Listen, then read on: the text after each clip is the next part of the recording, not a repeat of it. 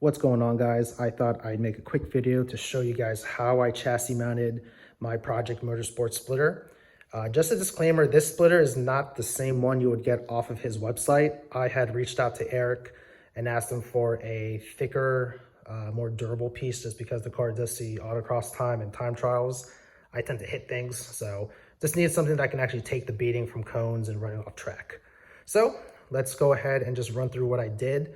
Another disclaimer, I am no means a aerodynamics engineer or chassis engineer, so this could be a totally incorrect way to chassis mount one, but I did the stand test. It holds my 200-pound body. I'm gonna say it works. So let's go ahead and run through it. All the materials I got for this are from your basic hardware stores, Lowe's, Home Depot, Harbor Freight, Tractor Supply, even Amazon. All those places have what you need here. You don't need to go to some crazy motorsports website to get, splitter hardware or anything like that. Just to show you, this is some of the stuff that I had left over. Just some of this stuff here, a little piece of aluminum. This is actually like woodworking framing brackets. So like I said, nothing crazy. So let's go ahead and start. We'll just kind of start this way and just move along this way. So you can actually see here, this is the first bracket I have. So it's a little framing bracket and that piece of aluminum, just cut to shape, and it's actually bolted up to the frame rail up there.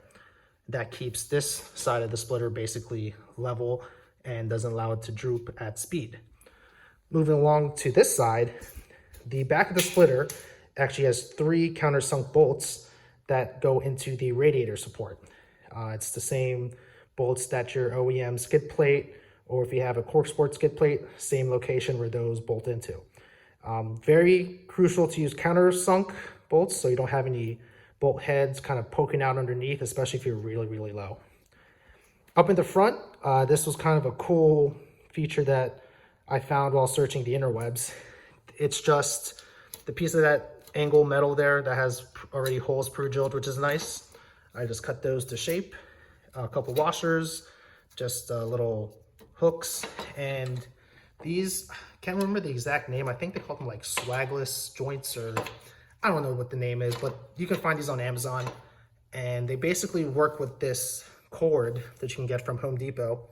And this cord can be used for like making, I think I've seen these with like fences or just kind of supporting other kind of like bigger projects.